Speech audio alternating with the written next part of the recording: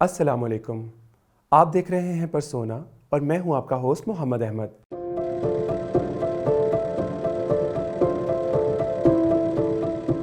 آج کے اس شو میں ہمارے ساتھ شامل ہیں حوریہ عصمت، جنہیں پہلی پاکستانی فیمیل ڈھولی ہونے کا اعزاز حاصل ہے.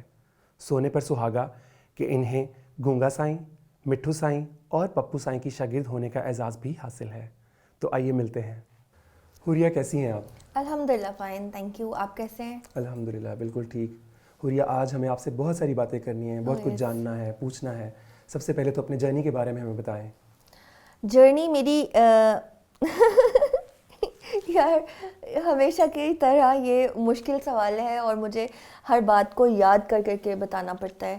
اور چونکہ تھوڑا سا اس میں ایک سیڈ ایلیمنٹ ہے میری لائف کا، تو اس سے تھوڑا ہرٹنگ بھی ہوتا ہے اس کو مجھے بتانا نا سارا. پیچھے چلے جائیں آپ 9 سال پیچھے. میرے گھر میں 3 ڈیتھس میں نے دیکھی 1.5 سال میں، جس کے بعد میں بالکل اکیلی رہ گئی.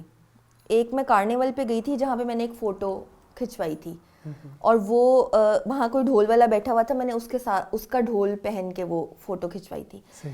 اور اس میں میرا بیٹا جو ہے وہ اس ٹائم پر 1 سال اور 3 ماہ کا تھا. وہ فوٹو کے کھینچتے ہی اس کا وہ بیک اس کی نظر آ رہی ہے اس میں. اس کی ڈیتھ کے بعد میرے پاس ریسنٹ اس کی بس وہی فوٹو رہ گئی تھی. وہ میں نے اس کی فوٹو اتنی دیکھی کہ اس میں اور تو کچھ مجھے مل نہیں سکتا تھا. وہ ڈھول ایک واحد ڈفرینٹ چیز تھی جو وہ پتہ نہیں میرے اندر اتر گیا کیا ہوا. اس کے بعد میری برتھ ڈے تھی، بھائی نے پوچھا تمہیں کیا چاہیے، تو میں نے اس کو بولا مجھے ڈھول چاہیے.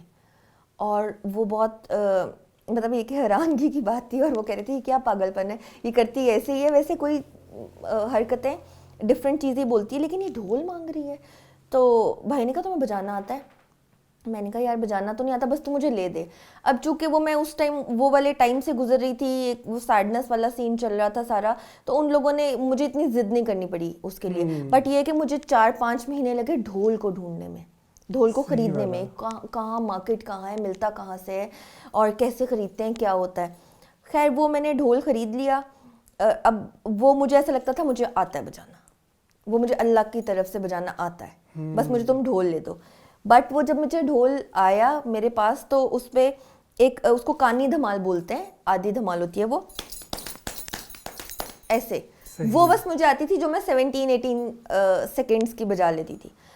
پھر میں نے اس کے بارے میں ریسرچ کرنا شروع کی، ڈھول کے بارے میں چیک کرنا شروع کیا. تو یوٹیوب کے اوپر مجھے پپو سائیں جی کی کچھ ویڈیوز ملی، اس کے علاوہ مجھے کچھ اتنا ڈیٹا اس ٹائم پر یوٹیوب پر نہیں پڑا ہوا تھا ڈھول سے ریلیٹڈ، وہ ملا. خیر مجھے ایک بہت مشکلوں سے ایک ٹیچر ملے جنہوں نے یہ کوک اسٹوڈیو کے فرسٹ 3 سیزنز میں ڈھولک پلے کی ہوئی ہے. تو ان کے ساتھ بات ہوئی، انہوں نے مجھے آ کے سکھانا شروع کر دیا گھر میں. اب وہ جو فوٹو تھی وہ میں نے اپنی ڈی پی جو ہے وہ لگائی ہوئی تھی. وہاں سے مجھے ایونٹس آنے لگ گئے اور مارننگ شوز کی کالز آنے لگ گئیں. تو وہ مجھے ایسا لگا کہ ابھی تو میں اس کو سیکھ رہی ہوں لیکن میں اس کو کچھ کر سکتی ہوں. اور اس ٹائم پہ سچویشن ایسی تھی کہ گھر میں بھائی تھا، اس نے منع بھی نہیں کیا، ورنہ آپ کو پتہ ہے گھر سے یہ والی چیزوں سے تو بالکل اجازت نہیں ہوتی. تو بھائی نے بھی منع نہیں کیا. تو وہ پھر میں نے مارننگ شو 1-2 مارننگ شوز کیے. اس سے مجھے زیادہ اچھی فیلنگ آئی کہ یار نہیں آئی کین ڈو دس نا، اور یہ ایک اچھی چیز ہے. اور میرا دل ڈھول کے ساتھ لگ گیا. پھر اس کے بعد مجھے ایک آؤٹ آف کنٹری کا ایک ٹور آ گیا. اس ٹور وہ 10 ڈیز کا ٹور تھا اور مجھے اس میں اکیلے جانا تھا. اب میں اس لیول کا تو نہیں پلے کرتی تھی کہ آئی کین پلے اکیلا نا. تو اس میں ایک اور بھی آرٹسٹ تھے، انہوں نے مجھے بولا کہ میں آپ کو نا ایک چھوٹا بچہ ہے، آپ اس کو گھر میں بھی بلا سکتی ہیں، 13-14 ایئرس کا وہ بچہ تھا، آپ اس کے ساتھ پریکٹس کرنا شروع کر دیں. کیونکہ میں سیکھ رہی تھی بٹ میں پریکٹس نہیں کر رہی تھی. وہ سیکھے ہوئے تھے، وہ ڈھول والا تھا، وہ پراپر ڈھول والوں کا بچہ تھا. تو ہی سیٹ کہ وہ آپ کو پریکٹس کروا دے گا. مارننگ شو میں آپ کو پتہ ہے 10-15 منٹ بجانا ہوتا ہے، وہاں چل جاتا ہے. بٹ اگر آپ نے ایونٹ بجانا ہے تو 30-40 منٹس ڈھول بجانا، اٹس ناٹ اے آسان کام کوئی نہیں ہے یہ. تو وہ آیا بچہ اور اس نے مجھے میرے ساتھ اس نے پریکٹس کرنا شروع کر دی. ایک روز آ گئی جمعرات. اچھا، ویسے ہر ہفتے جمعرات آتی ہے. اس روز تھرسڈے تھا. تو ہی سیڈ ٹو می آپ ہی ہم نا سید شبیر شاہ پہ ڈیوٹی کرتے ہیں، تو چلے وہاں چلتے ہیں، میں آپ کو ڈیوٹی کرواتا ہوں. میں نے کہا پتہ نہیں کیا کہہ رہا ہے, نہ ہم نے کبھی دربار پہ گئے تھے, نہ پتہ تھا دربار کیا ہوتا ہے. وہ اس ٹائم پہ وہ حیات تھے سید شبیر شاہ, ابھی یہ 2 سال پہلے حق ہوئے ہیں وہ. تو ہم وہاں سید شبیر شاہ چلے گئے, وہاں پر جا کے ان کا ایک جگہ پہ جہاں وہ بیٹھتے ہیں وہاں ان کا کمرہ سا بنا ہوا تھا, باقی ایسے باہر صحن تھا, وہاں پہ علم لگا ہوا تھا, اور ایک سٹیج کائنڈ آف جگہ بنی ہوئی تھی, وہاں پہ آپ پلے کر سکتے ہو. اور وہ جو کمرہ تھا جہاں وہ بیٹھے ہوئے تھے, وہاں پہ ایک لمبی قطار تھی, جو لوگ کوئی مٹھائی لے کے کھڑا ہوا ہے, کوئی کینڈیز لے کے کھڑا ہوا ہے, کوئی پھول, کہ جی ہم نے ان کی نا زیارت کرنی ہے, ہم نے اندر جانا ہے, ان کو ملنا ہے. تو ایک لمبی قطار تھی. میں کہہ رہی ہوں یار میں کہاں آ گئی ہوں, یہ کیا ہے. پھر ہم نے وہاں پہ ڈھول بجایا.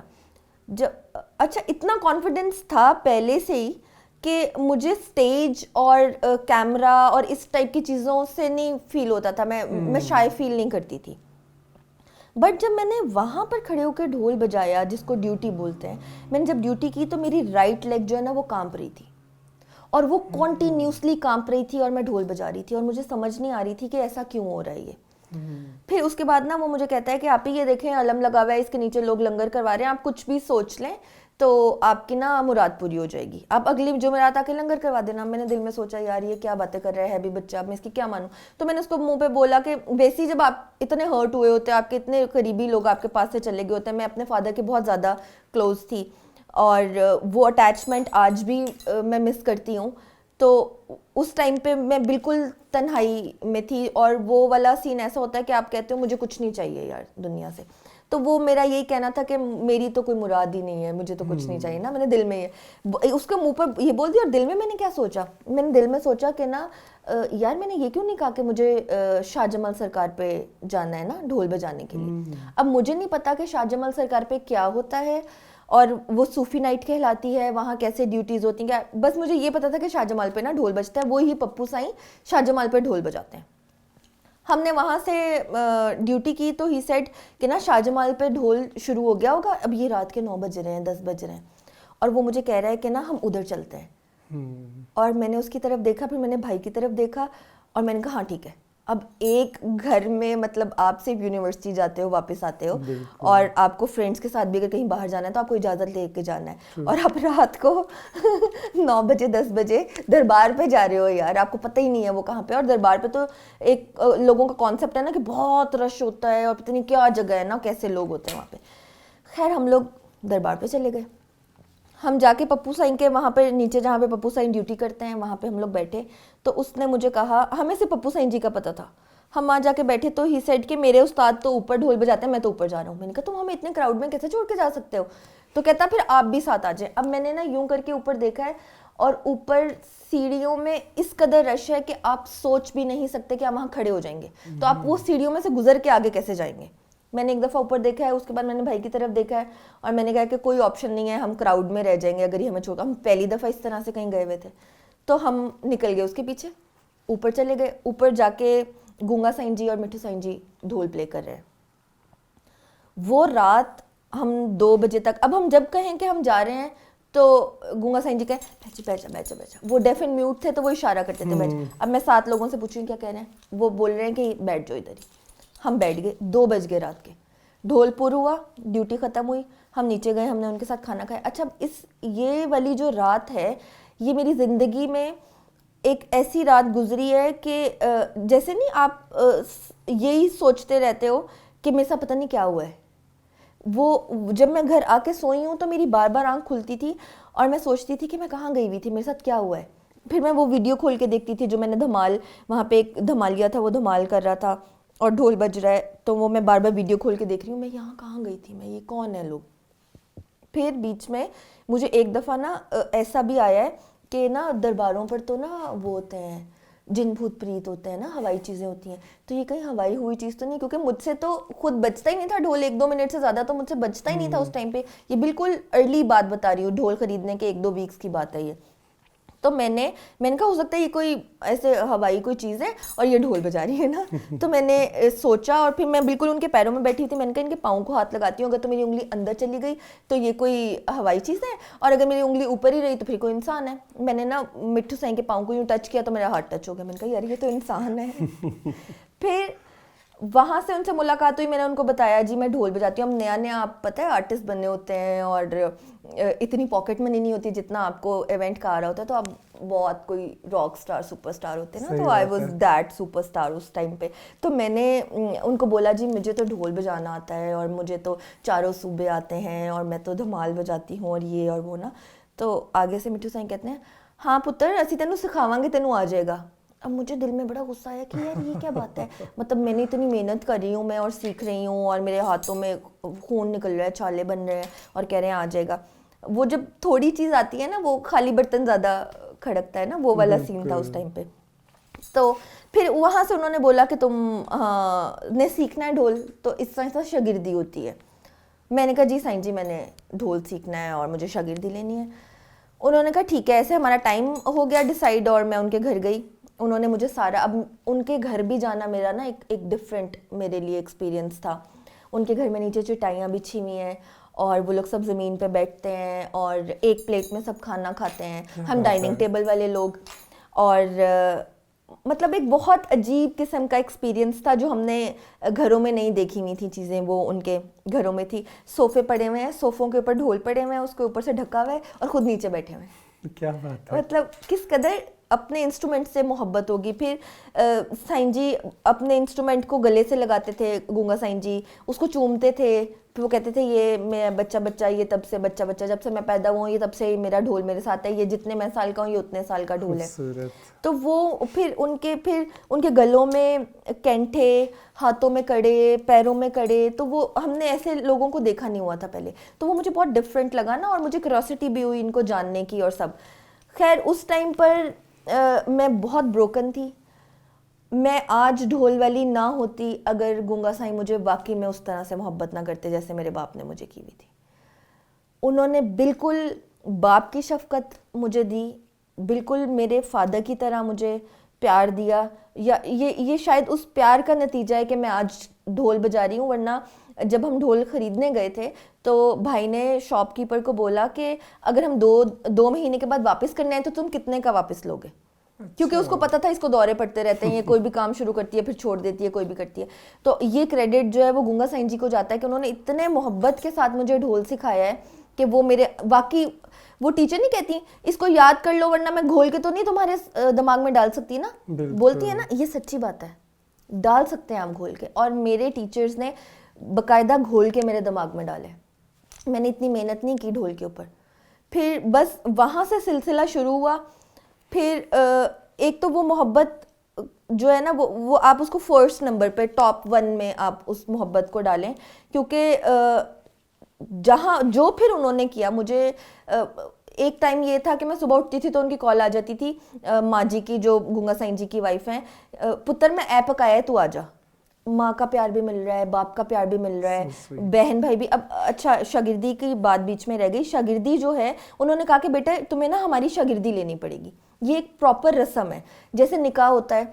निकाह की रस्म होती है, उसको बाकायदा पढ़ा जाता है, फिर लड़का और लड़की एक दूसरे के लिए हलाल हो जाते हैं. इसी तरह जो शागिर्दी है उसकी एक रस्म है, वो पढ़ी जाती है. उस्ताद और शागिर्द के दरमियान में वो रस्म होती है, वो पढ़ी जाती है. फिर आप उनके हलाल बच्चे हो जाते हो. मतलब अब मैं उनकी हलाल बेटी हूँ.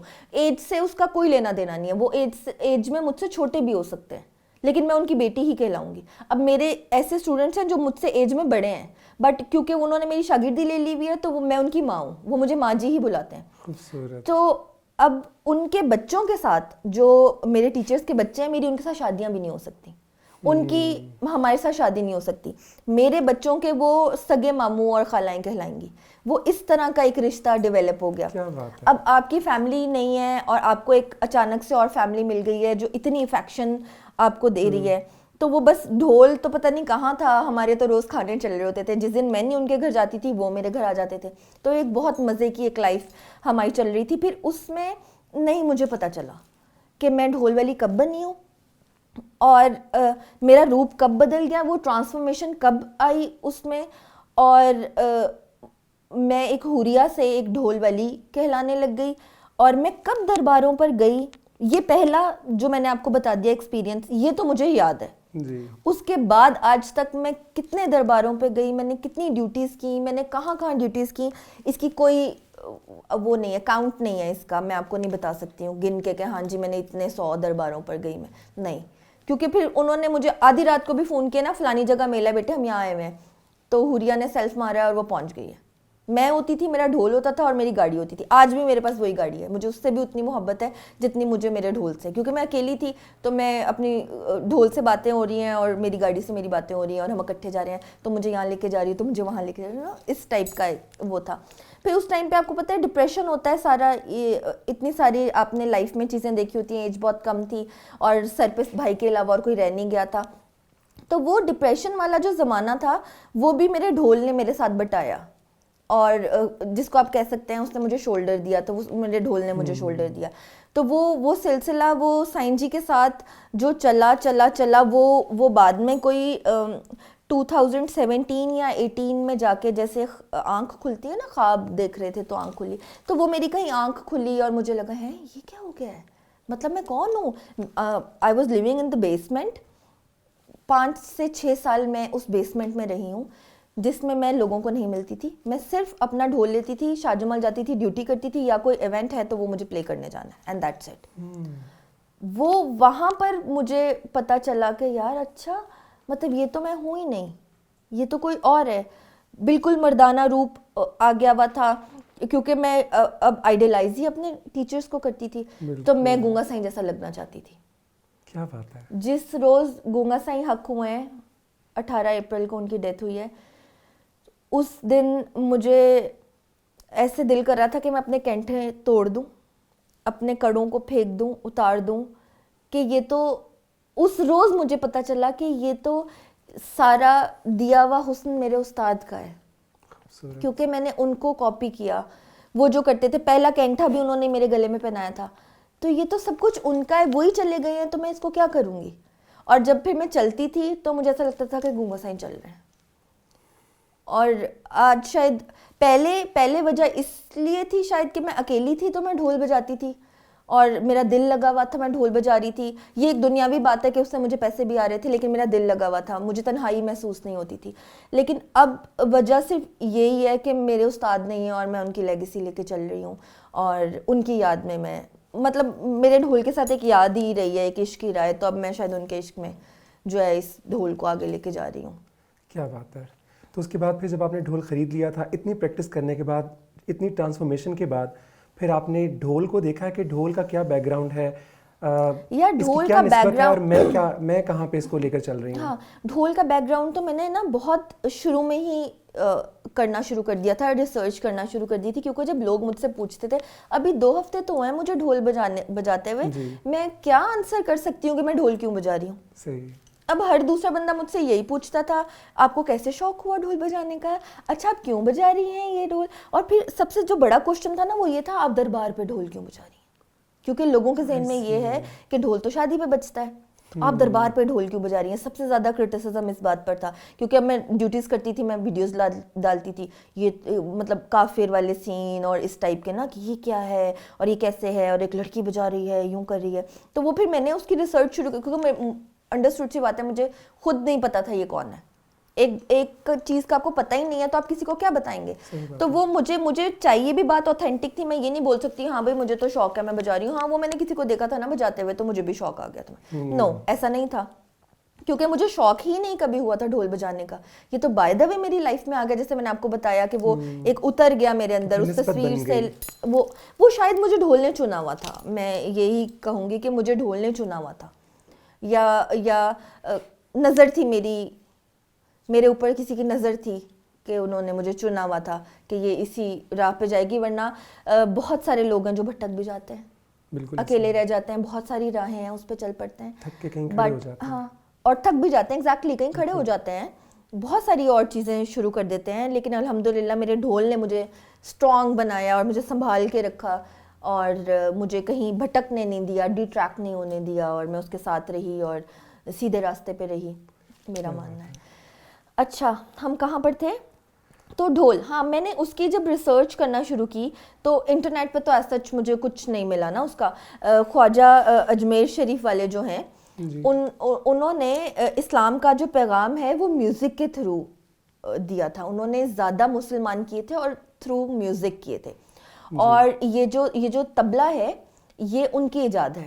طبلہ ہے یہ ان کی ایجاد ہے. پہلے ایک نال ہوا کرتی تھی, اس کے 2 حصے کر کے انہوں نے طبلہ بنا دیا. یہ ایک انسٹرومنٹ ہے نال, جی ڈھولک کی طرح کا ہوتا ہے یہ. اس کے انہوں نے 2 حصے کیے, اس کو اسے سیدھا رکھا تو وہ طبلہ بن گیا. یہاں تک مجھے اب پتہ چل گیا کہ یہ کیا ہے. ڈھول کیا ہے یہ نہیں پتہ چل رہا تھا. پھر وہ ڈھولوں والوں میں ہی بیٹھ کے پتہ چلا, کیونکہ یہ جو میرے ٹیچرز ہیں یہ خاندانی ڈھولوں والے ہیں. ان کے فادر ڈھول والے, پھر ان کے گرینڈ فادر ڈھول والے, پھر ڈھول والے لائک اس طرح ان کا جدی پشتی ڈھولوں والا کام چلتا آ رہا ہے. تو وہ جو اصل بات ہوتی ہے وہ وہیں سے پتہ چلتی ہے.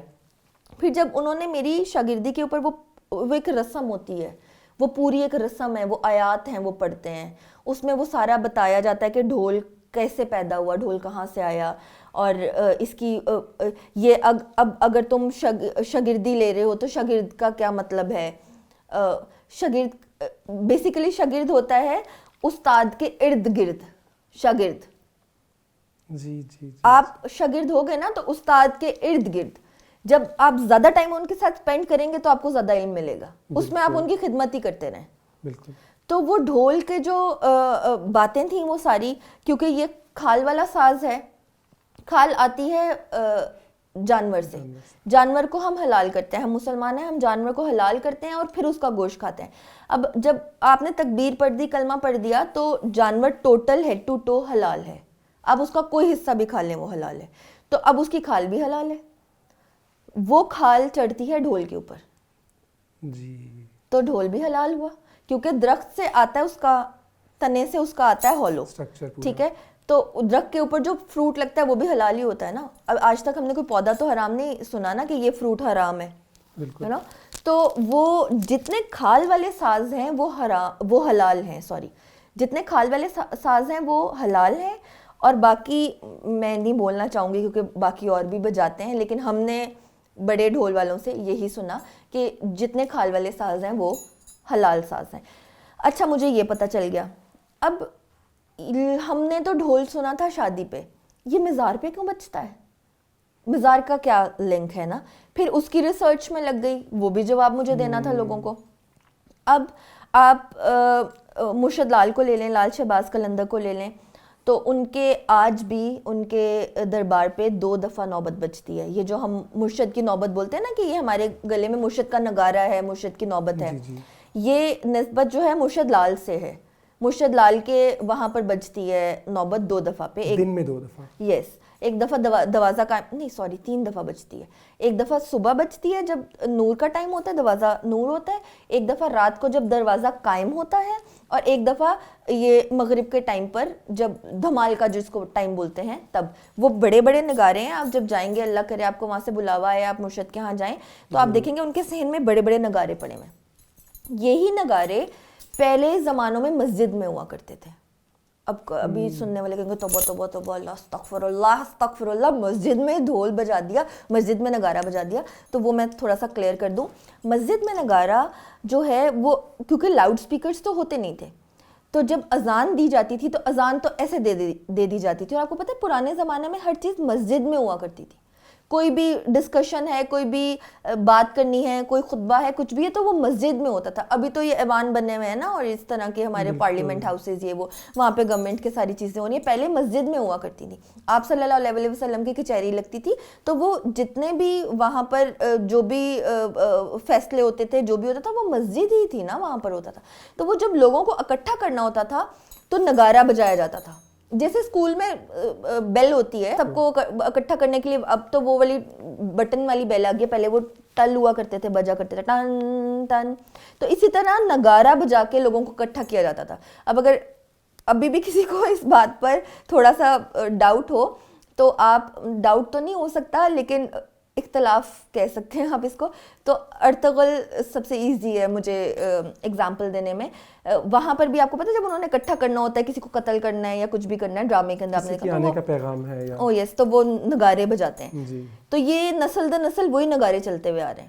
تو یہ وہاں پہ نگارے بجتے تھے. اب اس کو اب میوزک میں نہ شامل کریں, یہ ایک پیغام دینے کے لیے. اب جیسے مرشد کے وہاں پر میوزک تو نہیں ہوگا, نگارے ہیں, پیغام ہی ہے نا وہ, تو وہ سب اکٹھے ہوتے ہیں اور اس پہ پھر دھمال ہوتی ہے. تو یہ جو ڈھول ہے یہ نگارے کی فارم ہے, کیونکہ نگارہ اتنا بڑا ہے اور وہ اس کو موو کرنا مشکل ہے, تو یہ اس کی شارٹ فارم کر دی کہ گلے میں ڈل کے. اب جیسے رمضان میں ڈھول والا آیا کرتا تھا 2 دفعہ, اب تو اتنا ماڈرن ہو گیا زمانہ, عرصہ ہو گیا مجھے سنے ہوئے کوئی ڈھول نا, ورنہ ڈھول والا آیا کرتا تھا رات کو سحری میں جگانے کے لیے, ہے نا, ایسا تھا نا, اور وہ ڈھول بجاتے ہیں. اللہ کرے ایسا ہو, ورنہ ایسا نہ ہوا تو میں شروع کر دوں گی ڈی ایچ اے میں روز رات کو. تو وہ پیغام دینے کے لیے اس ڈھول کو یوز کیا جاتا. پھر وہ آپ کو پتہ ہے ہر چیز کی ایک فارم بگاڑ دی جاتی ہے, تو وہ بگاڑ کے اس کو گانوں میں بھی ڈال دیا گیا. تو یہ ڈھول اصل میں یہ دربار کا ساز ہے, درباری ساز ہے. اور جو شاہ جمال سرکار ہیں وہ دھمال کیا کرتے تھے, وہ خود دھمال کرتے تھے, اور ڈھول والا آ کے ڈھول بجاتا تھا. جیسے صوفی نائٹ ہوتی ہے, سب بولتے ہیں کہ ہے تو مرشد کی نوبت, لیکن اگر کسی نے اسٹیمپ لگوانی ہے تو شاہ جمال سرکار سے لگتی ہے. میرے ٹیچرز نے 34 ایئرس شاہ جمال سرکار پہ ڈیوٹی کی ہے. کیا بات ہے, مطلب انہوں نے 34 ایئرس بجائے ہیں, میں تو 3 ایئرس میں نے ڈیوٹی کیا, اور میں وہی سمجھتی ہوں ہو میں نے 3 سال ڈیوٹی کی. انہوں نے تو کمال کر دی, اتنا عرصے سے آدھی زندگی گزار دی انہوں نے شاہ جمال سرکار پہ. تو اسٹیمپ جو ہے نا وہاں سے لگتی ہے مرشد لال پہ جانے کی, وہاں پر آپ ڈھول بجاتے ہیں. پھر جو مرشد لال ہیں, لال شہباز قلندر, ان کے بہت ڈیئر اسٹوڈنٹ تھے بودلا بہار سرکار, جو پاس میں جن کا مزار ہے ادھر سیون میں.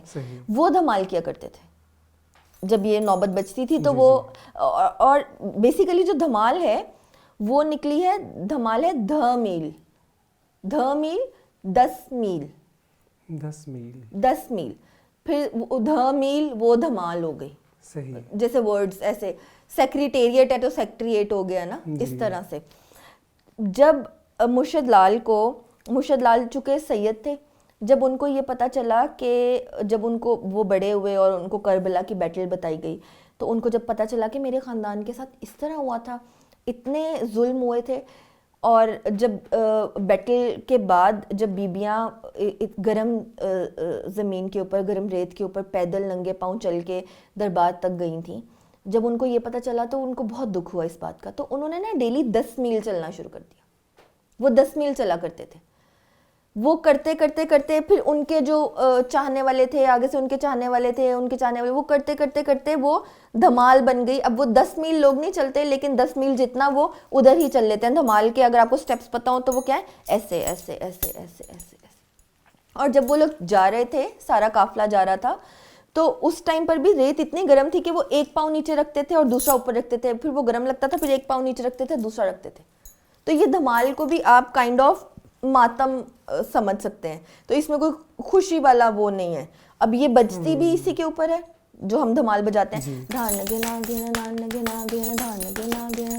یہ جو بجتی ہے اسی کے اوپر دھمال ہوتی ہے. تو یہ چولی دامن کا ساتھ ڈھول کے ساتھ دھمال کا ہے. تو اس لیے ڈھول جو ہے وہ صوفی ساز ہے, وہ درباروں پہ اس لیے بجتا ہے کہ وہ بڑوں نے اس پہ دھمال کی ہوئی ہے. اور اچھا, جو مرشد لال کے اوپر وہ بجاتے ہیں نا, نگارہ بجاتے ہیں, وہ ہر کوئی نہیں بجاتا, وہ بھی نسل در نسل چلتے ہوئے آ رہے ہیں. جو مرشد لال کے لیے اس ٹائم پر بجایا کرتے تھے, جب آپ وہاں جائیں گے اور ان کے بارے میں ریسرچ کریں گے تو مرشد لال کے پاس ایک نگارہ والا تھا. مرشد لال ان کے ساتھ جنگل میں نکل جایا کرتے تھے, اور جنگل میں جا کے وہ بجاتا تھا اور آپ دھمال کرتے تھے اور سر ادھر ادھر ٹکر مارتے تھے. اس طرح کر کے وہ آگے ایک ڈیٹیل ہے, پورا قصہ ہے وہ. تو وہ اس کی نسلوں میں سے وہ لوگ ہیں جو وہ آج بھی ان کے دادا پردادا سے چلتی ہوئی آ رہی ہے, اور چھوٹے چھوٹے بچے بھی اب وہاں پر پریکٹس کر رہے ہیں, اپنے باپوں سے سیکھ رہے ہیں. تو وہی وہ ڈھول وہ نگارہ بجا رہے ہیں. اب ہم وہ ملنگ ہیں, ان کے فقیر ہیں, جو وہی ان کی نوبت جو ہے دھن دھن دھن دھن دھن دھن دھن یہ بجتی ہے وہاں پر, ہم یہ بجاتے ہیں. ہم ان کا ہم سمجھ لیں ہم پیغام دے رہے ہیں. جیسے آپ کو کوئی اسپانسرڈ ایڈ آئی ہوئی ہے, یہ لیٹ سپوز یہ کوئی ڈرنک ہے اور آپ بتا رہے ہیں جی یہ فلانی ڈرنک کی ہے, میرا شور ہے, اس میں آپ اسپانسرڈ ایڈ آپ کو پیسے مل رہے ہیں, ہمیں محبت مل رہی ہے, تو ہم اسپانسرڈ ایڈ, ان کی چلتی پھرتی اسپانسرڈ ایڈز ہیں ہم ان کے نوبت کی, جو ہر جگہ پہ بجا رہے ہیں. تو یہ ساز جو ہے یہ اس طرح سے درباری ہے, اور اس طرح سے یہ جو ہے وہ بجتا ہے دربار کے اوپر. اور کیا کیا تال ہے ڈھول کی؟ ڈھول تو دیکھیں میوزک خالی ڈھول کی تو اب اس میں بات نہیں آ سکتی. میوزک ایک اتنی واسٹ فیلڈ ہے کہ آپ ساری زندگی بھی اس کو ایسا ہی ہے سمجھتے رہیں گے نا. یہ وہ اس ٹائم کی بات ہے جب میں ایک راک سٹار تھا. اس ٹائم پر مجھے لگتا تھا کہ بس میں نے سیکھ لیا ہے نا, 1-2 ہفتے میں آپ نے 1-2 چیزیں سیکھ لی ہیں تو. اور دوسرا میں نے کچھ ایونٹس بجا لیے اور کارپوریٹ سیکٹر پہ بھی میں نے بجا لیا. اسٹیج کے اوپر کھڑے ہوئے ہیں, 2000 کی عوام آپ کے آگے کھڑی ہوئی ہے اور صرف آپ کے لیے چلا رہی ہے, آپ جو کہہ رہے ہیں ہاتھ ایسے کرو وہ کریے ایسے کرو, اور وہ بھنگڑا ڈال رہی ہے آپ کی بیٹس پہ. تو ایسے لگتا ہے نا Hooria you are a rock star. But اس میں آپ کو کام اتنا نہیں ہوتا نا اس ٹائم پہ. لیکن جب میں نے سیکھنا شروع کیا اور مجھے اس کے بارے میں پتہ چلا تو وہ آج تک سیکھ نہیں ختم ہوئی میری, اور وہ مجھے لگتا ہے کہ وہ کبھی ختم نہیں ہوگی. آپ جب کسی بڑے کے پاس بیٹھتے ہیں آپ کچھ سیکھتے ہیں اس سے. تو میں آج بھی اپنے ٹیچرز کے پاس بیٹھتی ہوں, میں ان سے سیکھتی ہوں. اور میرا ابھی بھی اگر اتنا زیادہ ہے نا علم تو مجھے اس میں سے اتنا بھی نہیں آتا ہوگا, لیکن اس سے بھی میں بجا رہی ہوں, اس سے بھی میں کام کر رہی ہوں. میں پوری دنیا میں اپنے ڈھول کو لے کے گھومی ہوں. تو آپ سوچیں کہ میوزک ایک کتنی واسٹ فیلڈ ہے. دوسرا اس میں 16 ماترے تک تو چلتا ہے, ٹھیک ہے, 4 موسٹلی جو ہے 4 ماترے 4x4 جس میں آج کل کے گانے ہیں اور یہ ساری چیزیں اور یہ بھنگڑا دھمال یہ وہ جو بھی آپ سے بات کری تھی چاروں صبح, یہ 4 ہے جو صحیح جس کو کہتے ہیں نا کام کرنے والے لوگ وہ بجاتے ہیں. اصول فاختہ, جب تال, مد تال, روپک تال, مغلئی, چنچل, یہ ان کے کام ہے جو میں نے مٹھو سائیں جی سے سیکھا. جو کلاسیکل جس کے بول ہوتے ہیں وہ میں نے مٹھو سائیں جی سے سیکھا. وہ تو آپ سمجھ لیں کہ وہ تو کبھی ختم ہی نہیں ہونے والی چیز نا. اگر 5 ہے تو 5.25 بھی ہے, 4.25 بھی ہے. اب اس کو کون یاد کرے گا یار. تو اسی طرح 6 پہ آ جائیں گے تو اس کے بھی 6.25, 6.5, 6.25, 6.5. ایک ہی بیٹ کے اندر اتنی بیٹس ہیں کہ آپ اس کو کوزے میں بند نہیں کر سکتے. اور ویسے ہی کہا جاتا ہے کہ جو موسیقی ہے وہ مولا علی کا 14واں علم ہے.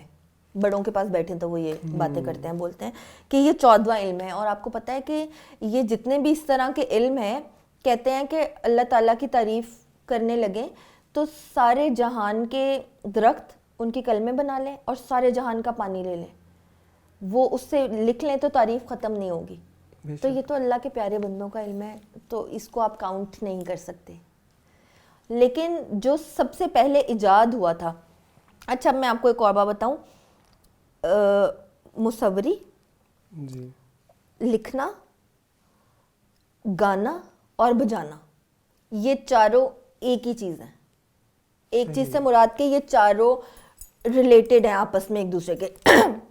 جیسے اصول فاختہ ہے, اصول فاختہ کا ایک بیٹ ہے, 5 ماترے ہے اصول فاختہ, اس کی ایک بیٹ ہے. لیکن مصور کو بولیں کہ تم 5 ماترے کی ایک پینٹنگ بناؤ تو وہ 5 ماترے کی آپ کو ایک پینٹنگ بھی بنا کے دے گا. اگر آپ کسی کلاسیکل اس پرفارمر سے کہیں گے تو وہ 5 ماترے کا آپ کو رقص بھی ٹکڑا پیش کرے گا. اور اگر آپ جس نے لکھا ہے اس کو آپ گانے کو بولیں گے یا لکھنے والے کو بولیں گے کہ 5 ماترے میں لکھنا تو وہ بیلنس آ جائے گا. وہ بھی 5 ماترے کے, جیسے گانے 5 ماترے کے ہیں, 7 ماترے کے. اکثر کتنے فیمس گانے ہیں جو 7 ماترے کے ہیں اور ہم بچپن سے 4 ہی سمجھتے آ رہے تھے. تو یہ سارے آپس میں کنیکٹڈ ہیں. لیکن سب سے پہلے ایجاد بجانا ہوا تھا, صحیح بجانے کے بعد پھر سارا آیا. لیکن یہ اللہ کی تعریفیں ہیں ساری, یا مصور ہو, اللہ کے آگے تعریف ہے, اس کے اللہ کا نام ہے, اس کے اندر سے یہ مصوری نکلی ہے. حوریہ بھی آپ نے مینشن کیا کہ کھال والے جو انسٹرومنٹس ہیں وہ حلال ہیں, اور ہم یہ بھی سنتے ہیں کہ بھئی موسیقی جو ہے روح کی غذا ہے, اور ایک طرف یہ بھی کہتے ہیں کہ موسیقی حرام ہے. تو یہ اوور آل یہ جو یہ پورا کیا ماجرا ہے؟ اچھا ہاں واقعی یہ سننے کو ملی ہے, ہمیں بھی باتیں یہ سننے کو ملی ہیں. جب میں نے, کیونکہ بالکل میری فیملی میں دور دراز میں بھی کوئی میڈیا میں نہیں ہے, کوئی میوزک میں نہیں ہے, کوئی اس طرح نہیں ہے. تو جب میں نے سٹارٹ کیا, ایک آرتھوڈاکس سنی فیملی جو ہوتی ہے, میں اس کا بچہ ہوں, اور جب میں نے ڈھول بجانا شروع کیا تو وہ فتوے آنے لگ گئے تھے نا فیملی سے, ادھر ادھر سے, اور تایاز کے گھروں سے, خالاز کے گھروں سے جو قریبی ہوتے ہیں وہ سب کہنے لگ جاتے ہیں. تو اس میں دیکھیں ہم نے وہی آگے پیغام پہنچایا جو ہم نے بڑوں سے سنا ہے. اب یہ بڑے کون ہیں؟ یہ میرے ٹیچرز ہیں, پھر اور فقیروں کے پاس, ملنگوں کے پاس ہم بیٹھے ہیں, ہم نے وہاں سے یہ چیزیں سنی ہوئی ہیں. مٹھو سائیں جی بتاتے ہوتے ہیں, آؤٹ آف کانٹیکسٹ تو نہیں ہے, یہ پاس ہے بات, آپ نے 3 باتیں پوچھی ہے, اس کا ایک الگ سے یہ آنسر ہے. مٹھو سائیں جی کہتے ہوتے ہیں پتر کہیدا ہے گانا وجانا, وڈے کہندے نے گانا وجانا, مطلب گانا بجانا ہے نا, گانا وجانا, کیونکہ یہ سب سے مشکل کام ہے. نہ گاؤ نہ بجاؤ, بڑوں نے کہا نہیں بجاؤ نہ گاؤ, کیونکہ یہ مشکل کام ہے. اور اگر تم کر لو گے, اس کے ساتھ تم صحیح سے جسٹس کر پاؤ گے, تو پھر اس کو کرو. مطلب اب میں نے گلے میں نوبت ڈالی ہے, مجھے بجانی نہیں آتی, میں فیشن کر رہی ہوں, تصویریں کھچا رہی ہوں, وائرل ہو رہی ہوں, ہلکی سی کوئی بیٹ بجا رہی ہوں, تو میں بے عزتی اپنی بھی کروا رہی ہوں اور اپنے ساز کی بھی کروا رہی ہوں, اپنے استادوں کی بھی کروا رہی ہوں. کیونکہ اوپر جا کے یہ جواب میرے ٹیچرز کو دینا پڑے گا کہ میرے یہ اسٹوڈنٹس تھے, میں نے ان کے ساتھ جسٹس کیا, میں نے ان کو سکھایا, میں نے ان کو ایک جگہ پہ پہنچایا, میں نے ان کے لیے دعا بھی کی. یہ اوپر جا کے سوال ہوگا استادی اور شاگردی کا. یہ ایک میسج ہے, جیسے میں نے آپ کو پہلے بھی بولا کہ ہم میسنجرز ہیں مرشد لال کے, ہم ان کی نوبت کا میسج پہنچا رہے ہیں, ہم ان کے فقیر ہیں, ان کے ملنگ ہیں, ہم ان کا میسج آگے کنوے کر رہے ہیں. اسی طرح جو گانے والے ہیں وہ بھی ایک میسج کنوے کر رہے ہیں. اب آپ آبدہ جی کو لے لیں, وہ جو بھی گائیں گی, اب دیکھیں نعت بھی تو گاتے ہیں نا, نعت کو آپ پڑھنا بول لیں لیکن سر تو لگاتے ہیں, گاتے ہی ہیں نا اس کو, تو اس میں میسج آپ کیا کنوے کرتے ہیں؟ آپ صلی اللہ علیہ وسلم کی تعریف بیان کی جاتی ہے, اللہ تعالیٰ کی اور آپ صلی اللہ علیہ وسلم کی محبت کا ذکر اس میں کیا جاتا ہے. تو اسی طرح جب آپ کچھ گاتے ہیں جس میں آپ میسج اچھا کنوے کر رہے ہیں تو وہ تو حلال ہے. اب جس میں آپ صرف ہنی سنگھ ہی بنے ہوئے ہیں, میں بہت بڑا فین ہوں ہنی سنگھ کا, بٹ اس میں میسج تو پارٹی کا ہی کنوے ہو رہا ہے نا. جی اتنی اچھی باتیں کر رہی ہوں تو میں اس کے بولنا چاہ رہی. تو اب دیکھیں, آپ بھی شو کر رہے ہیں, کوئی اور بھی شو کر رہا ہے. ابھی میرے 2-3 پیچھے میری آنکھوں سے یہی ویب چینلز کے شوز گزرے جس میں اچھا خاصا یار بات چل رہی ہے, اتنی ولگر باتیں, اچھی خاصی بالکل صحیح بات چل رہی ہے, لیکن جو کتنا ولگر. کر تو آپ بھی وہی رہے ہیں, آپ بھی تو شو ہی کر رہے ہیں نا, بٹ آپ اس کو ایک اچھے طریقے سے کنوے کریں. آپ ولگر باتیں نہیں کر رہے ہیں, کسی کو ٹونٹ نہیں مارے, کسی کی انسلٹ نہیں کرے, کسی کو روسٹ نہیں کرے. آپ جس کو روسٹنگ بول کے آپ جس سے ویوز کما رہے ہیں, ہمارے مذہب میں تو وہ منع کیا گیا ہے کہ اگر آپ کے پاس کوئی کھڑا ہوتا ہے تو آپ اس کی انسلٹ نہ کرو, آپ اس کو نک نیمز اس کے سے نہ بلاؤ, اس کے نام نہ رکھو, اوئے موٹے, اوئے چھوٹے, اوئے کالے, کوئی لمبو, اس طرح کے اس سے نام نہ بلاؤ کہ وہ آپ کے پاس کھڑا نہ ہونا چاہے. ٹھیک ہے, تو وہ آپ کر تو مطلب غلط ہی کام رہے ہیں نا. تو اسی طرح اگر آپ میوزک سے کوئی غلط پیغام پہنچا رہے ہیں تو وہ حرام ہے, اور اگر آپ کوئی اچھا پیغام پہنچا رہے ہیں تو وہ حلال ہے. اب کچھ گانے ایسے ہوتے ہیں آپ سنتے ہیں تو دل کرتا ہے سنتے جائیں, سارا دن کی تھکاوٹ آپ کی اتر جاتی ہے, اتنے ریلیکس کرتا ہے برین آپ کا. اور کچھ گانے ایسے ہیں سر میں درد کرتے ہیں, ایسا ہے, یا وہ صرف آپ کو کسی ایونٹ پہ یا کسی پارٹی میں یا کسی ویڈنگ پہ اچھے لگتا ہے والے گانے, اور وہی آپ کو جو سکون دیتے ہیں گانے وہ آپ کو ویڈنگ پہ اچھے نہیں لگے کیونکہ وہاں پر سارے ادھر ہوتے ہیں, سب کو بھنگڑا کرنا ہے نا. تو ابھی جیسے شادی ہے کوئی گھر میں تو ہم لسٹ بنا رہے ہیں تو اس میں ہمارے گانے دوسرے ہوتے ہیں نا. جی, اگر ہم لوگ اور طریقے سے بیٹھے ہوئے ہیں, سکون میں بیٹھے ہوئے ہیں, تو قوالی کا موڈ ہو رہا ہے, قوالی سنیں گے, آج موسم اچھا, بارش ہو گئی ہے, طبیعت قوالی کی ہے نا. تو اب اگر آپ سوچیں تو اللہ تعالیٰ سے بڑا کوئی میوزیشین نہیں ہے. صبح فجر کے ٹائم آپ جب اٹھتے ہیں نماز کے لیے اور آپ اپنے ٹیرس میں جائیں تو اس قدر خوبصورت میوزک ہوتا ہے, جو وہ چڑیا اور سارے پرندے چہچہا رہے ہوتے ہیں کہ کیا کمال کا وہ میوزک ہے. آپ اس کو ریکارڈ کر کے خود بنا ہی نہیں سکتے ہیں ویسا میوزک, کمپیوٹر نہیں ویسا میوزک بنا سکتا. اتنے لیٹسٹ کمپیوٹرز آ گئے ہیں, مجھے ویسا میوزک بنا کے دکھا دیں. کوئی چڑیا بیچ میں کہیں پر سم دے رہی ہے, کوئی چڑیا بیچ میں, مطلب صرف چڑیا نہیں باقی پرندے بھی کوئی کہیں پر سم دے رہا ہے, تو وہ اتنا خوبصورت.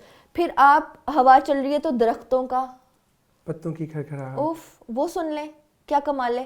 ہوا تیز چل رہی ہے آپ وہ سن لیں, زوں. یہ کیا کرتے ہیں, یہ جو ریلیکسنگ والے گانے, جو ہلکی نیچے کے جو گانے ہیں, اس پہ کیا کرتے ہیں, سارا کچھ یہی تو ڈالا ہوتا ہے. سمندر کے پانی کے چلنے کی آواز آ رہی ہے کسی گانے میں سے, کسی میں چڑیا پہلے بول رہی ہے, کچھ ایسا ہو رہا ہے. تو یہ اللہ میاں کا ہے نا سارا میوزک, یہ انسان کا تو نہیں ہے.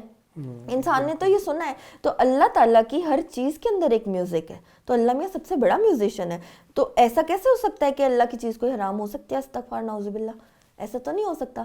تو اللہ تعالیٰ نے میڈیم پرووائڈ کیا تھا, حلال ہی کیا تھا. اب انسان کر لیتا ہے, کچھ بھی کر لیتا ہے, کوئی کسی کو کیسے یوز کر لیتا ہے, کوئی کسی کو کیسے یوز کر لیتا ہے.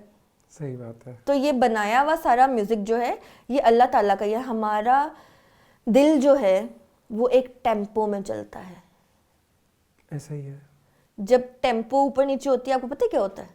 ہارٹ اٹیک ہوتا ہے, بندہ اوپر چلا جاتا ہے. تو ہمارا دل ایک ٹیمپو میں چل رہا ہے. ہماری زمین گھوم رہی ہے, وہ ایک ٹیمپو میں گھوم رہی ہے. اگر وہ تھوڑی سی آگے پیچھے ہوتی ہے تو زلزلہ آتا ہے. ہلکا سا یوں ہو تو سب ہم گئے, یہ ہمارا سیٹ, یہ وہ, پوری دنیا ہماری ساری شان و شوکت گئی مٹی میں. اگر اللہ میاں کی تھوڑی سی بھی ٹیمپو یوں اللہ میاں کر دے تو یہ ٹیمپو بھی اللہ نے دی ہوئی ہے. اس کے اوپر سر بھی بتائے ہوئے ہیں. آپ اگر سنیں گے تو آپ کو ماترے بھی پتہ چلیں گے. جو میوزک والا ہوگا وہ چڑیوں کی چہچہانے کا ماترا بھی نکال لے گا کہ یہ یہاں پر. سم کی تو ساری بات ہے, 4 کا سم, 4 کے بعد ختم کیا تو سم دیا تو 4 کا سم ہو گیا, 5 کے بعد سم دیا تو 5 کا سم ہو گیا. اب وہ سارا آپ وہاں سے جو میوزک کے ہیں وہ وہاں سے پکڑتے ہیں نا, سنتے ہیں. جیسے اصول فاختہ کی بات کر لیں تو ایگزیکٹلی آپ اصول فاختہ کی بات کر لیں, 5 کی بات کر لیں, چڑیاں چہچہا رہی ہیں, وہ جہاں پہ سم دیں گی اتنے کا ٹھیکہ ہوگا وہ. تو یہ اللہ میاں نے بنائی نہیں ہے چیزیں, آپ اس کو کیسے یوٹیلائز کر رہے ہیں, کیسے آگے لے کے جا رہے ہیں. مثال میں نے آپ کو پہلے آپ کے شو سے ہی دے دی. تو یہ ہے. حوریہ, تو ابھی یہ جو آپ نے حال ہی میں حاضری دی ہے 7 شریف کے دربار پہ, اس کے بارے میں کچھ بتائیے. یہ اتنا مزے کا ایکسپیرینس ہے. ہمیشہ سے میں 2014 سے 7 جا رہی ہوں لال شہباز قلندر پہ. جب میں فرسٹ ٹائم گئی تھی تو مجھے نہیں پتا تھا میں کہاں گئی ہوں. بس میں وہاں گئی, وہ جیسے وہ بات ہے نا تہجوی سیر سپاٹا ہوں, تو وہ سیر سپاٹا ہی آپ سمجھ لیں. میں گئی اور وہاں پہ جا کے تصویریں کھینچی, دیکھا, یہ وہ کر کے شاپنگ کر کے, اور میں آ گئی. لیکن جب اس کے بعد گئی اور میں نے ریسرچ شروع کی, کیونکہ جب سے ڈھول گلے میں آیا ہے تو ہر چیز کے اوپر ریسرچ کرتی ہوں کہ یہ کیا ہے. اس سے پہلے کہ لوگ مجھ سے پوچھیں, مجھے ڈھونڈنا پڑے, میں اس کو پہلے ہی ڈھونڈ لیتی ہوں. میں 2 دفعہ سال میں جاتی ہوں مرشد پہ. ایک دفعہ میلے پہ جاتے ہیں ہم لوگ, اور ایک دفعہ سردیوں میں نومبر میں یا دسمبر میں, اور میں بھی لاسٹ ویک وہاں سے واپس آئی ہوں. اور یہ کووڈ نے دربار کو بند کر دیا تھا فار 2 ایئرس. مرشد کا میلہ نہیں ہوا, اور پھر بیچ میں بھی درگاہ اتنی نہیں کھلی کہ ہم لوگ دوسری بھی حاضری کر سکیں. تو ایک بہت اداسی تھی. لوگ کہتے ہیں یار یہ پاگل ہیں, یہ دیوانے ہیں. ہاں ہم پاگل ہی ہیں, ہم دیوانے ہی ہیں, کیونکہ وہ مجھے نہیں پتا وہ کیسی محبت ہے, وہ کیوں ہے, اور وہ کب تک چلے گی. مجھے لگتا ہے وہ ساری دنیا تک, زندگی تک وہ محبت چلے گی کہ مرشد کے اوپر جانا لازم ہوتا ہے, کہ وہاں جانا ہے. ہم ان کے فقیر ہیں, ہم ان کے در کے کتے, ہم بولتے ہیں کہ ہم ان کے در کے کتے ہیں. ان کے گلے, ان کی نوبت گلے میں ہم نے ڈالی ہوئی ہے. تو مرشد پہ جانا جو ہے نا وہ سب سے امپورٹنٹ ہوتا ہے. جیسے آئی ڈی کارڈ ایکسپائر ہونے والا تو بنانا ہی ہے نا, امپورٹنٹ ہے یہ. تو یہ دنیاوی چیز ہے. تو مرشد کے پاس بھی جا کے ہر چیز کو ریوائز کرنا جو ہے یہ امپورٹنٹ ہی ہے.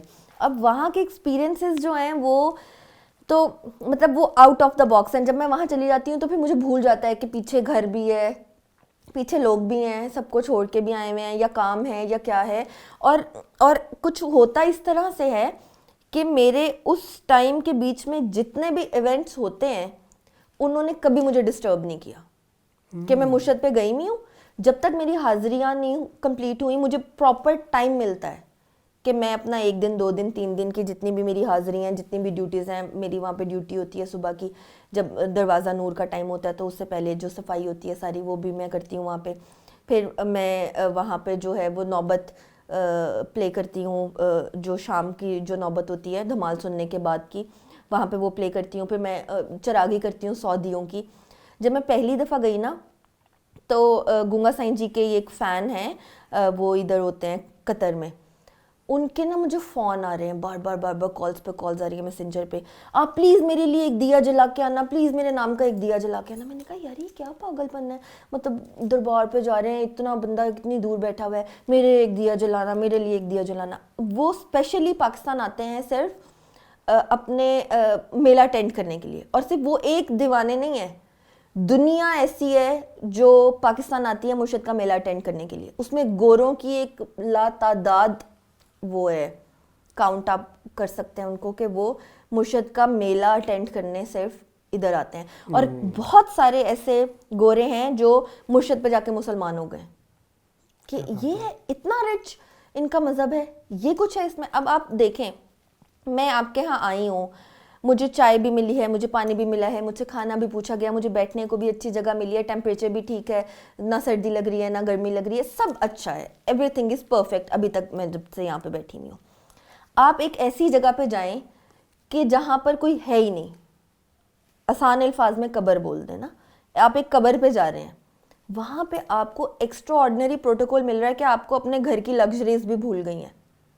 آپ اپنے گھر سے اتنی دور گئے ہوئے ہیں, نہ وہاں بیمار ہو رہے ہیں کہ ٹیمپریچر ایسا ہے کیونکہ ننگے پاؤں اندر جانا پڑتا ہے. 2 منٹ ننگے پاؤں رکھیں مجھے, میں تو اسی وقت مجھے سنیزنگ ہونے لگ جائے گی. آپ ننگے پاؤں پھر رہے ہیں, آپ بیمار نہیں ہو رہے ہیں. وہاں پہ آپ کو کھانا مل رہا ہے, آپ کو وہاں پہ پہنچتے ہی آپ کو پانی اور چائے مل جاتی ہے, آپ کو کھانا مل جاتا ہے, آپ کو ہر چیز وہاں پہ مل رہی ہے. یہ کیسی جگہ ہوگی کہ جہاں پہ کوئی ہے ہی نہیں اور ہر چیز مل رہی ہے. لائٹنگ ہوئی ہوئی ہے, ایکسٹرا آرڈنری لائٹنگ ہوئی ہوئی ہے کہ وہاں پہ آپ پورا اپنا شو ریکارڈ کر لیں. کیا بات ہے یار, کیسی خبر ہوگی وہ, جہاں پہ پورے ہمارے گھر میں لائٹنگ نہیں ہوتی, ہم رنگ لائٹ لگا کے کچھ بھی ویڈیو بنا رہے ہوتے ہیں, وہاں پہ ہر کونے کے اندر لائٹنگ ہوئی ہوئی ہے, ہر چیز. یار میں بیان ہی نہیں کر سکتی وہاں کی بیوٹی, وہاں کے لوگ, وہاں کی ہاسپٹیلٹی. آپ جا کے وہاں پر یہ نہیں سوچ سکتے کہ میں مہمان ہوں, مطلب میں دور سے آیا, میں مسافر ہوں. آپ مہمان ہی ہیں, آپ مسافر نہیں ہیں. مسافر تو بیچارہ ہوتا ہے نا, مہمان تو بیچارہ نہیں ہوتا. آپ کو پتہ نہیں کہاں سے بن کے, آپ صرف سوچیں کہ مجھے یہ کھانا ہے, اور آپ کہیں کہ نہیں یار یہ تو, اب ہم کسی اور سٹی میں جاتے ہیں نا تو ہم مرغی اور گوشت نہیں کھاتے. جو زیادہ لوگ ٹریول کرتے ہیں وہ موسٹلی دال سبزی پہ رہتے ہیں کہ طبیعت نہ خراب ہو جائے, پتہ نہیں کس قسم کا گوشت ہوگا. تو آپ کہیں گے یار نہیں گوشت تو نہیں کھانا مجھے, میں دال کھا لیتا ہوں. لیکن آپ کو آپ کی مرضی کا وہاں پر گوشت بھی آ جائے گا. وہاں پر دنیا جاتی ہے جا کے لنگر. جو بندہ جو کرتا ہے نا وہ وہاں جا کے کرتا ہے. اگر کوئی پکانے والا ہے تو وہ وہاں جا کے اپنے ریسٹورانٹ کا لنگر لگاتا ہے. یار میں کیا بتاؤں, مرشد کے غلے ہیں وہ 1 مہینے کے بعد وہ غلے کھلتے ہیں, 14 سے 18 لاکھ روپے اس میں سے نکلتا ہے. ایک میں سے یس ٹوٹل سارے غلوں کو جب وہ ملاتے ہیں, اکٹھا کرتے ہیں, تو 14 سے 18 لاکھ روپیہ نکلتا ہے.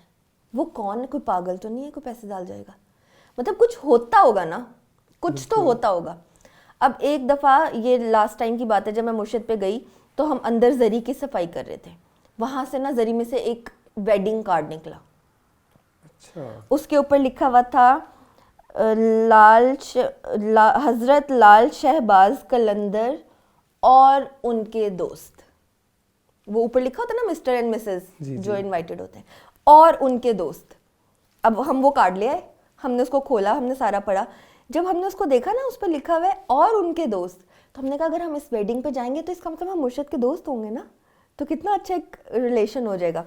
پھر ہم نے ان ویڈنگ والوں کو فون کیا کہ ایسے ایسے, وہ کوئی کراچی میں ان کی بیٹی کی شادی ہو رہی تھی اور انہوں نے وہ کارڈ مرشد کو انوائٹ کیا ہوا تھا. باتیں کرنے میں جو ان کو نہیں پتا کہ وہ کیا ہے, ان کو لگے گا دیوانگی ہے, یہ پاگل پن ہے. اور ہم بھی ان لوگوں میں سے تھے جو کہتے تھے یار یہ کیا ہے, یہ پاگل ہیں, یہ کیا کرتے ہیں, دھمال کرتے ہیں, چراغی کرتے ہیں, جاتے ہیں لنگر کرتے ہیں. لیکن نہیں, میں جتنے پیسے وہاں سپینڈ کر کے آتی ہوں, میرے لاہور پہنچنے تک میرے وہ پیسے ریکور ہو جاتے ہیں. اور یہ ایک دفعہ نہیں ہوا میرے ساتھ, یہ ہر دفعہ ہوا ہے میرے ساتھ. میں وہاں جا کے بیٹھتی ہوں, مجھے اتنے ہی پیسوں کا شو آ جاتا ہے, انسٹنٹ آ جاتا ہے. ابھی جا کے آرام نہیں کیا ہوتا ہم نے, ابھی ہم جا کے وہاں بیٹھتے ہیں, اتنے ہی پیسوں کا انسٹنٹ شو آ جاتا ہے. ایسا کبھی نہیں ہوا کہ میں نے وہاں پر جا کے بانٹ دیے اتنے زیادہ پیسے اور مجھے پیسے نہیں آئے. کیونکہ وہاں کے جو واسی ہیں, جو سیوانی ہیں, وہ کچھ نہیں کرتے, وہ کوئی جاب نہیں کرتے, وہ کوئی کام نہیں کرتے, وہ صرف اس مزار سے کماتے ہیں, وہ مرشد کے نام کا کماتے ہیں. پھر ہمارے جیسے لوگ ان کو جا کے بانٹتے ہیں, ان کو دیتے ہیں, ان کی شاپ سے شاپنگز کرتے ہیں, ان کے ہوٹلز میں رہتے ہیں, ان کے گھروں میں رہتے ہیں, ان سے کھانے پکواتے ہیں. تو ان کا سرکل چلتا ہے. ایک انسان, جیسے ہم بولتے نہیں ہیں کہ یار اس کے ساتھ کتنے لوگوں کا رزق جڑا ہوا ہے. ایک آپ لے لیں اونر ہے کسی فیکٹری کا, اس کی 200 کے امپلائی ہیں, 200 اس کے امپلائیز ہیں, تو ان امپلائیز کا رزق ان کے ساتھ جڑا ہوا ہے نا, ان کی پوری فیملیز کا. ہاں, ان 200 کا, اور پھر آگے سے ان کی فیملی کا, آگے آپ ملٹیپلائی کر لیں جتنا مرضی.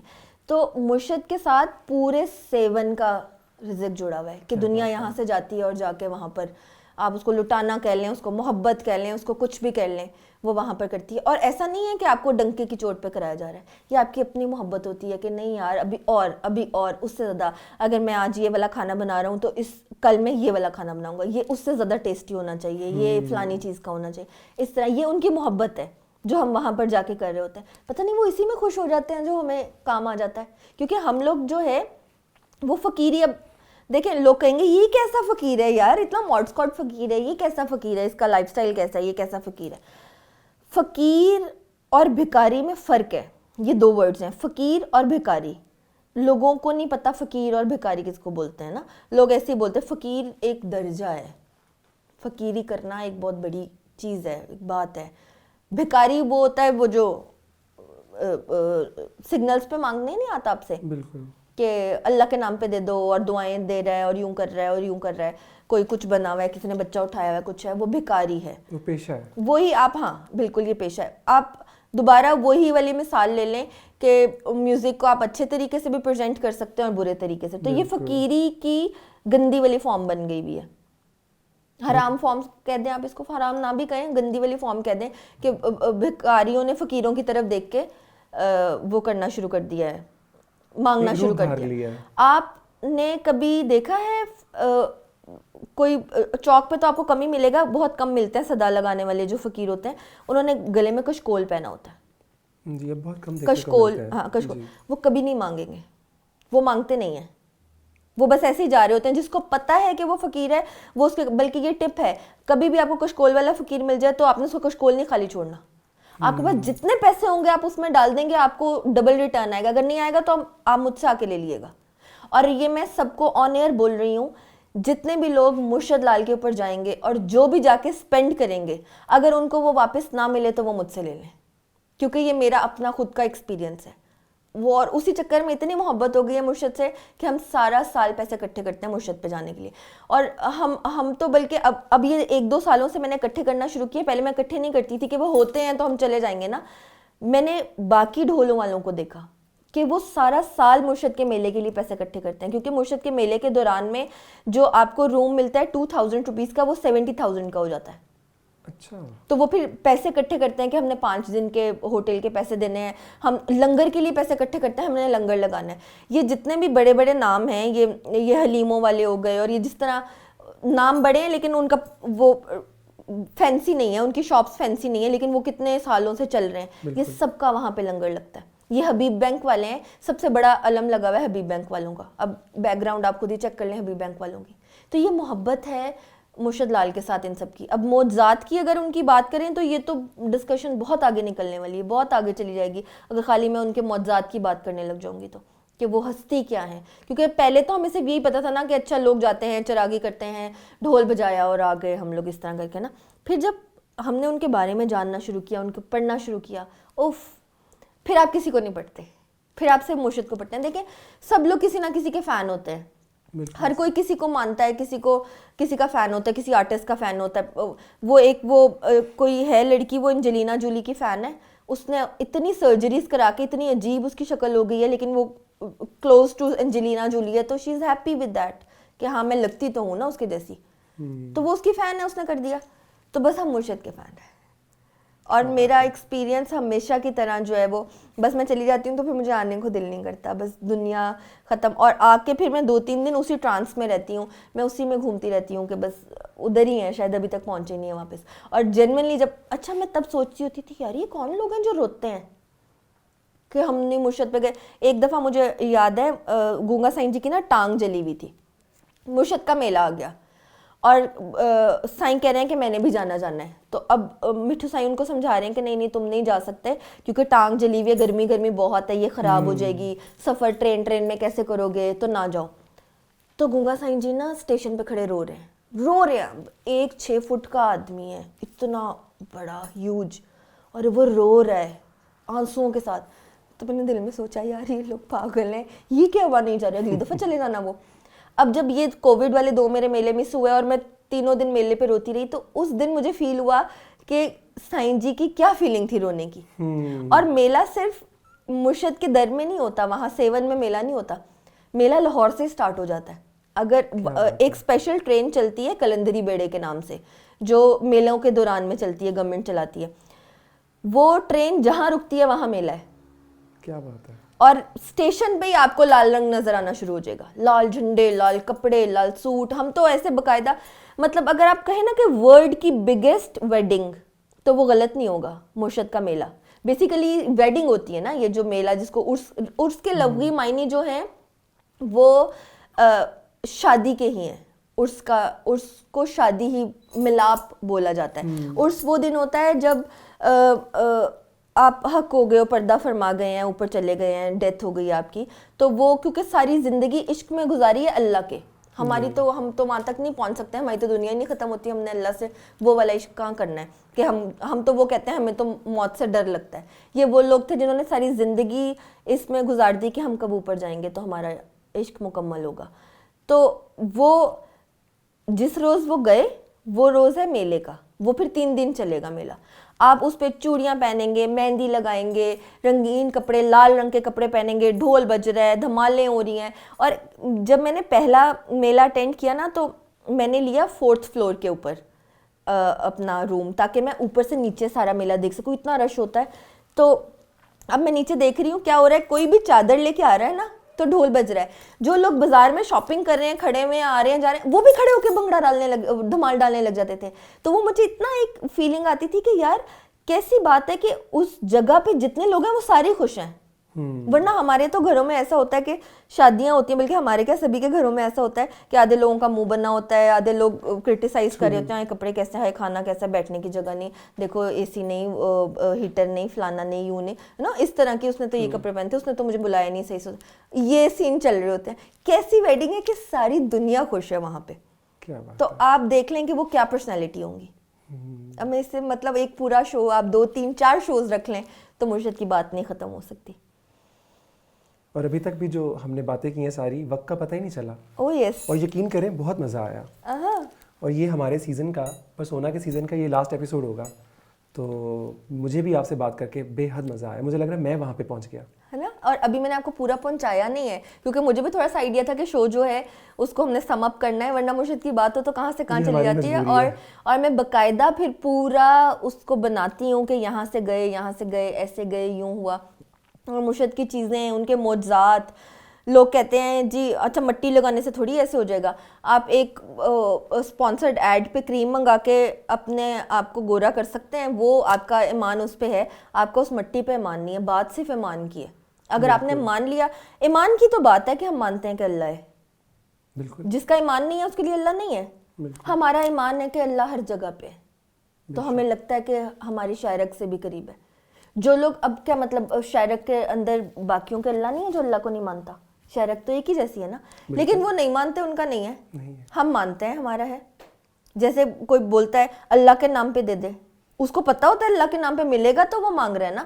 ورنہ وہ کسی اور کی بھی بات کر سکتا ہے, جی میں فلانے منسٹر کا فلانا ہوں, اتنے مجھے پیسے ادھار دے دو. آج کل تو چلتا ہی ہے نا, صحیح بات, میں فلانے سے تو میں ملوا دوں گا, مجھے اتنے پیسے دے دو. ڈائریکٹ بول دو اللہ میاں مجھے فلانے سے ملوا دے. بالکل. تو یہ ایمان کی ساری بات ہے.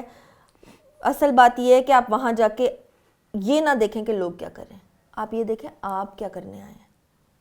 اگر آپ اپنے راستے کو سیدھا رکھتے ہیں تو سب کچھ سیدھا ہے.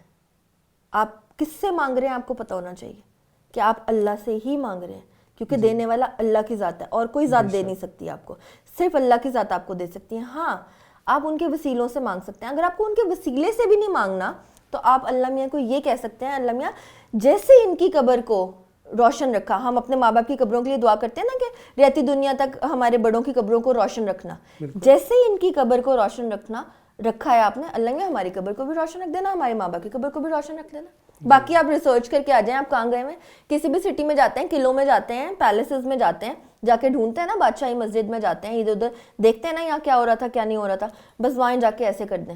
لیکن میرا سب کو میسج ہے, پلیز میرے مرشد کے واسطے ایک دفعہ جائیں, ضرور ایک دفعہ جائیں بس. جس کو بھی جانا ہے وہ میرے سے کانٹیکٹ کر لے, میرے کسی بھی سوشل میڈیا کے ہینڈل پہ میسج کرے گا, مرشد لال کا نام ہوگا, میں انسٹنٹ خود پرسنلی اس کو رپلائی کروں گی, اور میں اس کا پورا جو ٹرپ ہے وہ پلان کر کے اس کو دے دوں گی. اس کو کسی اتنی سی چونٹی کا بھی, ایسے کہتے ہیں نا کیل بھی چبھنے کا اس کو نہیں ہوگا. جو مائیں کہتی ہوتی ہے نا گرم ہوا نہ لگے, اس کو گرم ہوا بھی نہیں لگے گی, ایسا اس کا. اور آپ تو سب سے پہلے جا رہے ہیں, آپ نے سیوانی, آپ کو پتہ ہے یہ مرشد کی چادر ہے, یہ ان کا کلچر، سندھیوں کا یہ کلچر ہے، لیکن یہ ایجاد مرشد لال کی ہے.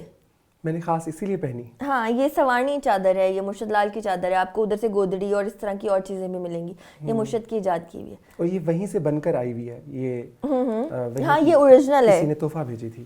یہ اوریجنل ہے. میرے سے مس ہوگی آپ کے لیے. جب آپ نے کہا کہ میں پہنوں گا تو میں نے سوچا ہوا تھا آپ کے لیے لے کے آؤں گی. بس سوری میں مس کر رہی ہوں. ساری چیزیں آپ کو پہنچ جائیں گی. لیکن چلے بہت شکریہ آپ کا. اور ویسے بھی بہت شکریہ آپ نے ہمارے لیے وقت نکالا حوریہ. بہت مزہ آیا. بسم اللہ. پورے چینل کی طرف سے ہم آپ کا شکر you are always welcome. You are always welcome. جہاں پہ میرے ڈھول کی بات ہو، میرے عشق کی بات ہو، میرے مرشد کی بات ہو، وہاں پہ میں ہمیشہ پہنچ جاتی ہوں. خوبصورت بات ہے. Thank you very much. You are welcome. خوش رہیں اور اللہ آپ کو اسی طرح سے بھاگ لگائے رکھے. آمین آمین. Thank you so much. Viewers, یہ تھا پرسونا کے سیزن کا لاسٹ شو. اگلے سیزن میں پھر ملاقات ہوگی. تب تک کے لیے اللہ حافظ.